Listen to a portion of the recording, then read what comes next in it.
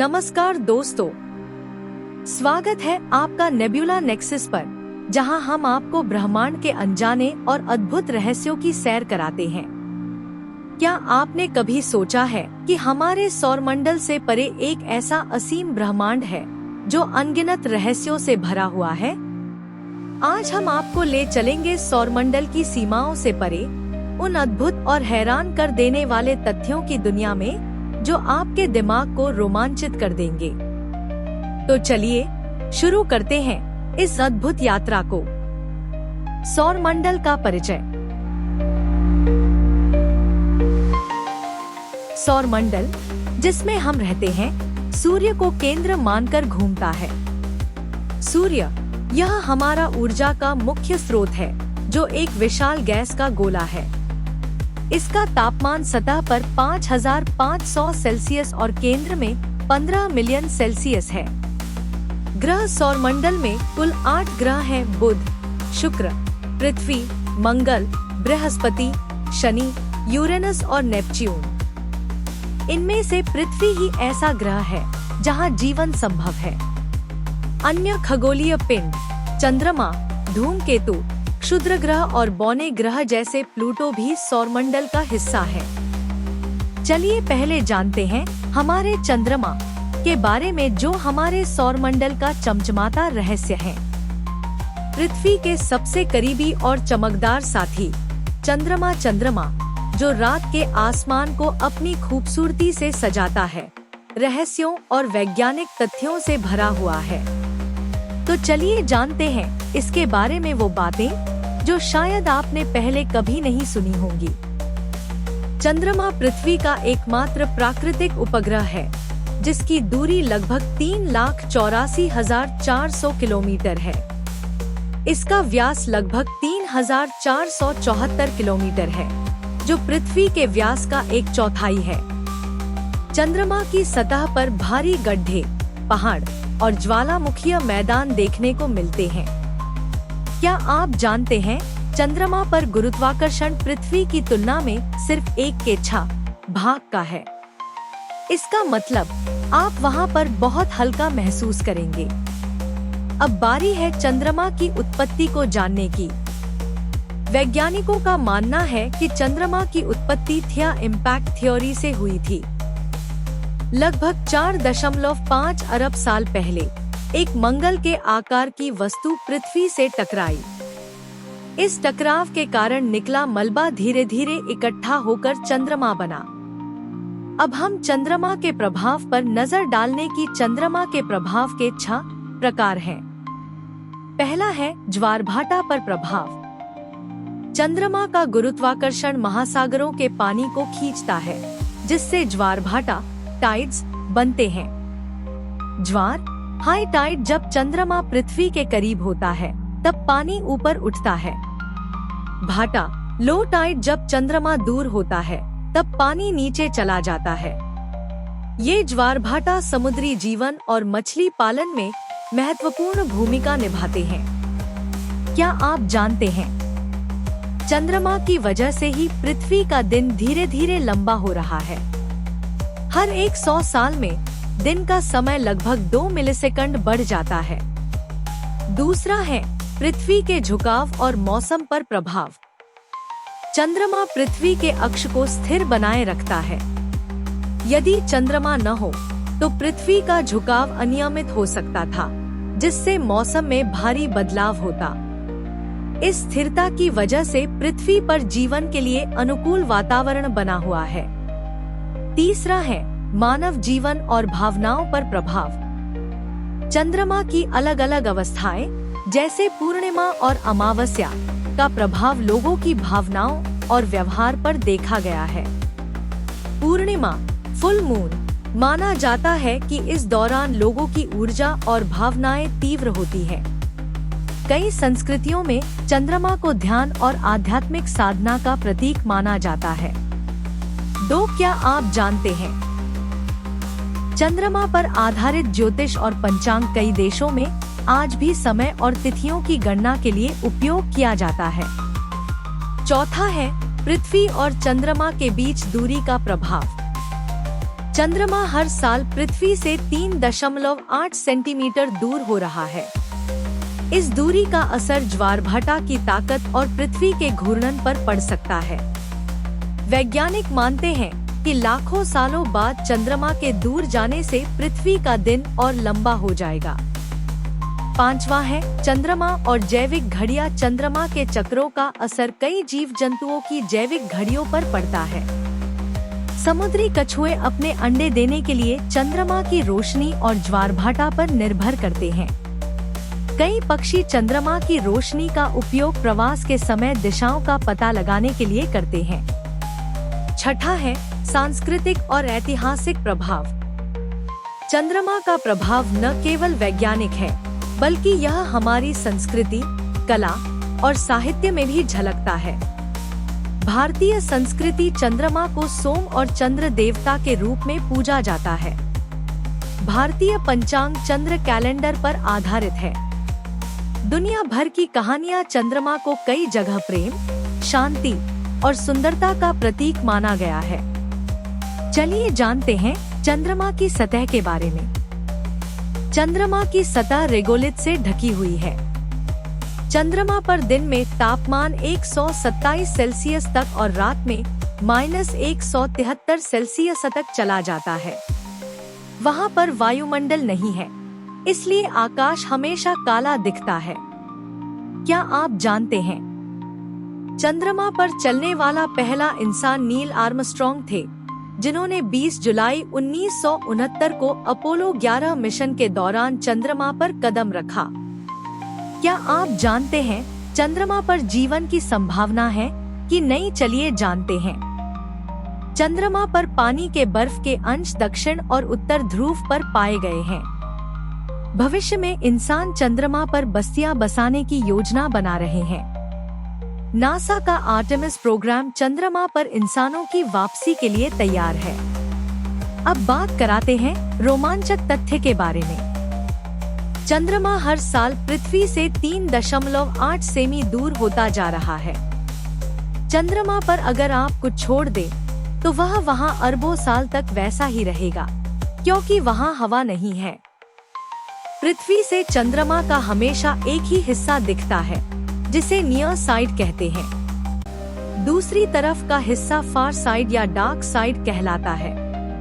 अब हम आगे बढ़ते हैं तो धूमकेतु, क्षुद्र ग्रह और बौने ग्रह, सौर मंडल के अनदेखे रहस्य के बारे में जानते हैं। पहले जानते हैं धूमकेतु के बारे में। धूमकेतु बर्फ, धूल और चट्टानों से बने होते हैं। इन्हें गंदे बर्फ के गोले, डर्टी स्नोबॉल्स भी कहा जाता है। धूमकेतु के मुख्य भाग 3 है। नाभिक न्यूक्लियस, धूमकेतु का ठोस केंद्र।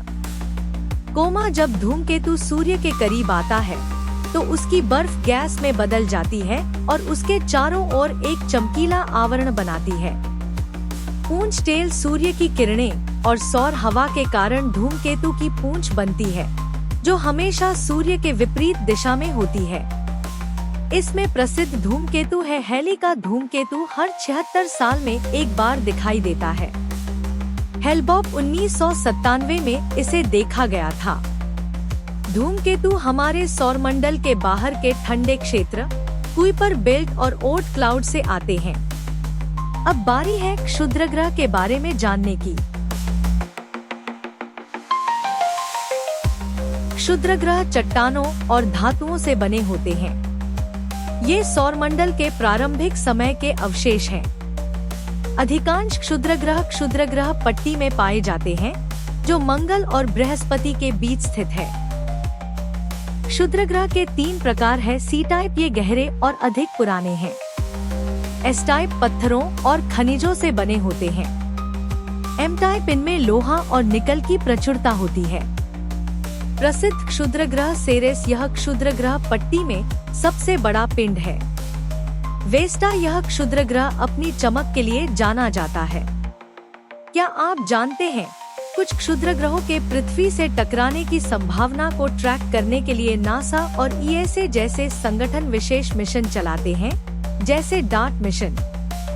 तो चलिए चलते हैं बौने ग्रह ड्वार्फ प्लैनेट्स की ओर। बौने ग्रह वे खगोलीय पिंड हैं जो ग्रहों की तरह गोल होते हैं, लेकिन उनका गुरुत्वाकर्षण इतना मजबूत नहीं है कि वे अपने रास्ते ऑर्बिट को साफ कर सकें। प्रमुख बौने ग्रह। प्लूटो एक समय पर यह 9वां ग्रह था, लेकिन 2006 में इसे बौने ग्रह की श्रेणी में डाल दिया गया। एरिस यह प्लूटो से थोड़ा बड़ा है। होमिया यह अपने अंडाकार आकार और तेज घूर्णन के लिए प्रसिद्ध है। माँ के यह बर्फीली सतह के कारण बहुत चमकीला दिखता है। सेरेस यह बौना ग्रह भी है और क्षुद्र ग्रह पट्टी का हिस्सा है। क्या आप जानते हैं प्लूटो की सतह पर नाइट्रोजन बर्फ की विशाल चादरें हैं और इसका वातावरण सूर्य के करीब आने पर बनता और टूटता रहता है। इन खगोलीय पिंडों का महत्व भी है, तो चलिए उसको जानते हैं। सौरमंडल का इतिहास। धूमकेतु और क्षुद्र ग्रह सौरमंडल के शुरुआती समय के अवशेष हैं। इनकी संरचना ब्रह्मांड में पानी और कार्बनिक अणुओं के वितरण के संकेत देती है। भविष्य की खोजें। वैज्ञानिक धूमकेतु और क्षुद्र ग्रहों का अध्ययन करके पृथ्वी पर जीवन की उत्पत्ति के रहस्यों को सुलझाने की कोशिश कर रहे हैं। बौने ग्रहों का अध्ययन ब्रह्मांड के विकास को समझने में मदद करता है। क्या आप जानते हैं शनि के छल्ले बर्फ और धूल से बने होते हैं और यह दृश्य बहुत सुंदर लगता है। चलिए जानते हैं शनि ग्रह के बारे में। शनि सौरमंडल का छठा ग्रह है और अपने छल्लों के कारण सबसे अलग दिखता है। यह एक गैस विशालकाय है जो मुख्य रूप से हाइड्रोजन और हीलियम से बना है। शनि के छल्ले इसे सौरमंडल का गहना बनाते हैं। क्या आप जानते हैं शनि का घनत्व इतना कम है कि अगर इसे पानी में रखा जाए तो यह तैर जाएगा। शनि के छल्लों की संरचना। शनि के छल्ले मुख्य रूप से बर्फ, धूल और चट्टानों के छोटे छोटे टुकड़ों से बने हैं। ये कण बर्फ के बड़े टुकड़ों से लेकर छोटे धूल के कणों तक हो सकते हैं।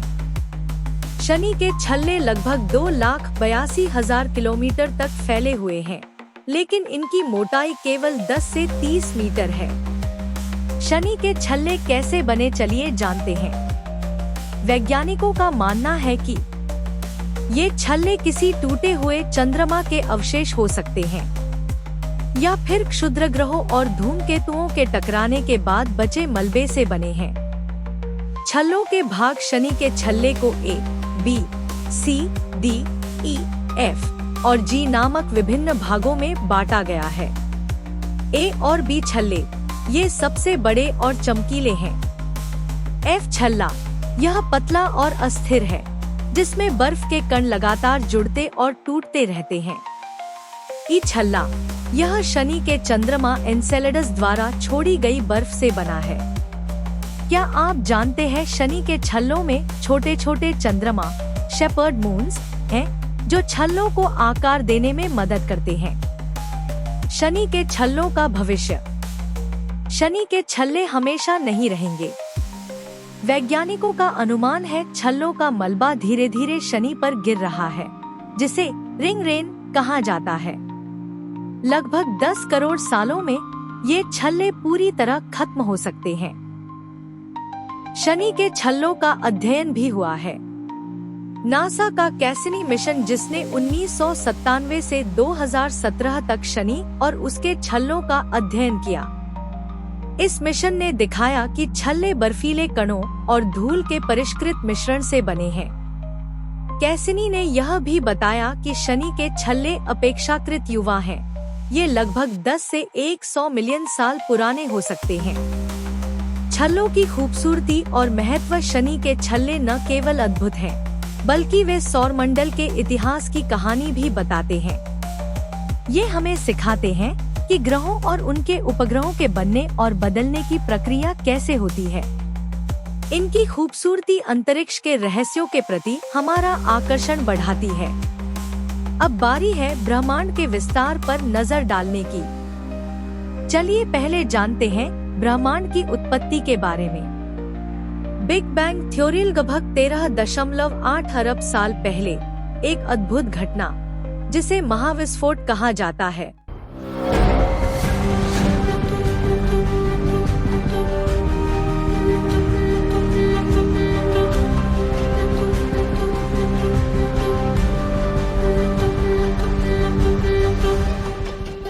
के कारण ब्रह्मांड की शुरुआत हुई। बिग बैंग से पहले समय, स्थान और पदार्थ का अस्तित्व नहीं था। प्रारंभिक अवस्था में बिग बैंग के तुरंत बाद ब्रह्मांड में उच्च ऊर्जा और गर्म गैसें थी। जैसे जैसे यह ठंडा हुआ, परमाणु बने और फिर सितारों और आकाश गंगाओं का निर्माण हुआ। क्या आप जानते हैं, ब्रह्मांड की पहली रोशनी को cosmic microwave background radiation (CMB) कहा जाता है, जिसे वैज्ञानिक आज भी देख सकते हैं।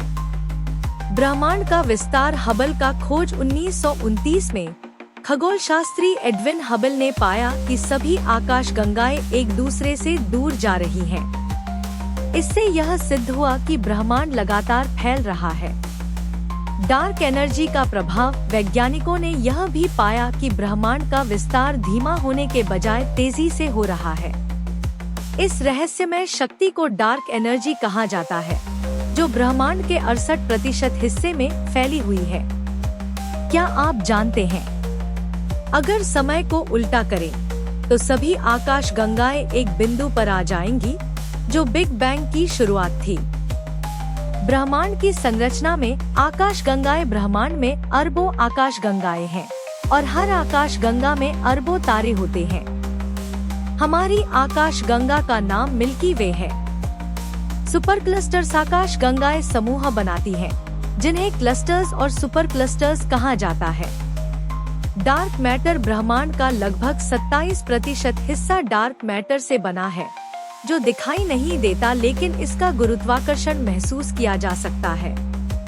क्या आप जानते हैं, हमारी निकटतम आकाश गंगा एंड्रोमेडा है, जो लगभग 2.5 मिलियन प्रकाश वर्ष दूर है।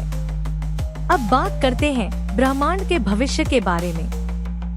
3 संभावित भविष्य। Big freeze. ब्रह्मांड का विस्तार इतना अधिक हो जाएगा कि सभी तारे जलना बंद कर देंगे। Big crunch. अगर डार्क एनर्जी कमजोर हो जाए तो ब्रह्मांड फिर से सिकुड़ सकता है। Big rib. डार्क एनर्जी इतनी शक्तिशाली हो सकती है कि वह हर चीज को अलग कर दे। वैज्ञानिक ब्रह्मांड के प्रारंभ और अंत को समझने के लिए नए मिशन और टेलीस्कोप का उपयोग कर रहे हैं, जैसे जेम्स वेब टेलीस्कोप। हम ब्रह्मांड का एक छोटा सा हिस्सा हैं, लेकिन इसकी खोज हमारी जिज्ञासा का सबसे बड़ा प्रमाण है। तकनीकी उपलब्धियां। वोयेजर 1। यह अंतरिक्ष यान ब्रह्मांड की गहराइयों में जा रहा है और यह अब तक का सबसे दूरस्थ मानव निर्मित वस्तु है। ब्रह्मांड के विस्तार का अध्ययन हमें यह समझने में मदद करता है कि जीवन कैसे विकसित हुआ और भविष्य में इसका क्या स्वरूप होगा। गैलेक्सी। तारों का एक अद्भुत संसार। आकाश गंगा। यह वह जगह है जहां अनगिनत तारे, ग्रह और अन्य खगोलीय पिंड आपस में जुड़े रहते हैं। लेकिन गैलेक्सी क्या है? यह कैसे बनती है? और हमारी अपनी गैलेक्सी कितनी अनोखी है? चलिए जानते हैं। गैलेक्सी क्या है? गैलेक्सी तारों, गैस, धूल और डार्क मैटर का एक विशाल समूह है, जो गुरुत्वाकर्षण बल से बंधा होता है। एक गैलेक्सी में लाखों से लेकर अरबों तारे हो सकते हैं। हमारी गैलेक्सी का नाम मिल्की वे है। इसमें लगभग 100 से 400 अरब तारे और अनगिनत ग्रह मौजूद हैं। क्या आप जानते हैं, अगर आप रात में बिना रोशनी वाले स्थान पर आसमान देखें, तो मिल्की वे का हल्का सफेद चमकीला बैंड दिखाई देता है। गैलेक्सी के 4 प्रकार हैं। गैलेक्सियों को उनके आकार और संरचना के आधार पर 4 मुख्य श्रेणियों में बांटा गया है। स्पाइरल गैलेक्सी, इनका आकार घूमती हुई सर्पिल जैसी आकृति का होता है। उदाहरण है मिल्की वे और एंड्रोमेडा। एलिप्टिकल गैलेक्सी, ये अंडाकार आकार की होती हैं। और इनमें नई तारों का निर्माण कम होता है। इर्रेगुलर गैलेक्सी इनका कोई निश्चित आकार नहीं होता। उदाहरण है मैगेलेनिक क्लाउड। लेंसाकार की गैलेक्सी यह स्पाइरल और एलिप्टिकल गैलेक्सी का मिश्रण होती है। गैलेक्सी कैसे बनती है, चलिए जानते हैं। गैलेक्सी का जन्म वैज्ञानिक मानते हैं कि गैलेक्सियां बिग बैंग के बाद गैस और धूल के बादलों से बनी। गुरुत्वाकर्षण ने इन बादलों को खींचकर तारों और गैलेक्सियों का निर्माण किया। गैलेक्सी का विकास गैलेक्सियां आपस में टकराकर और बड़ी बन सकती हैं। इन टक्करों के कारण गैलेक्सियों का आकार और संरचना बदल जाती है। क्या आप जानते हैं मिल्की वे और एंड्रोमेडा गैलेक्सी लगभग 4.5 अरब साल बाद आपस में टकराएंगी और एक नई गैलेक्सी बनेगी। गैलेक्सी के रहस्यमयी भाग डार्क मैटर है। गैलेक्सियों का लगभग 85% हिस्सा डार्क मैटर से बना है, जो अदृश्य है।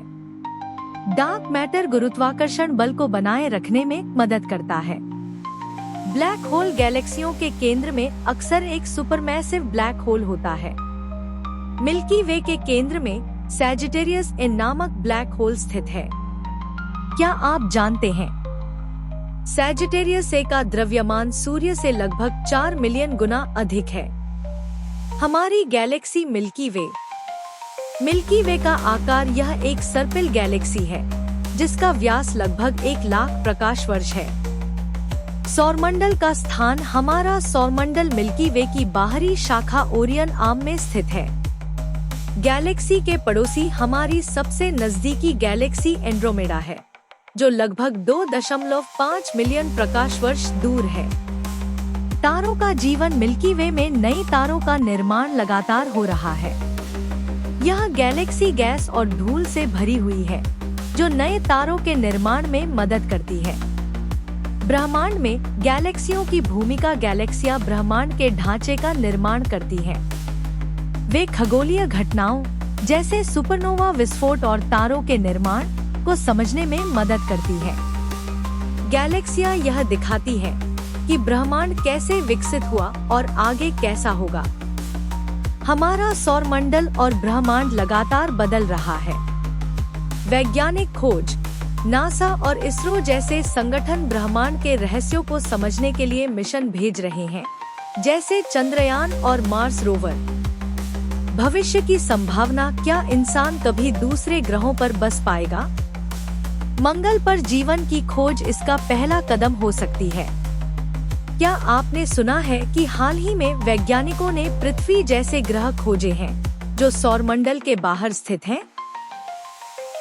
ब्रह्मांड का 95% हिस्सा डार्क मैटर और डार्क एनर्जी से बना है, जिसके बारे में हम बहुत कम जानते हैं। पृथ्वी से निकलने वाली हर रेडियो तरंग अभी भी ब्रह्मांड में यात्रा कर रही है। तो दोस्तों, यह था सौरमंडल और ब्रह्मांड का एक छोटा सा सफर। ये अनंत और अद्भुत है और इसकी खोज कभी खत्म नहीं होगी। अगर आपको ये वीडियो पसंद आया हो तो लाइक और सब्सक्राइब करना न भूलें। अगले वीडियो में हम और गहराई से इन रहस्यों को जानने की कोशिश करेंगे। तब तक के लिए अलविदा। अंतरिक्ष की गहराइयों में छुपे रहस्यों को समझने के लिए जुड़े रहें नेब्यूला नेक्सस के साथ।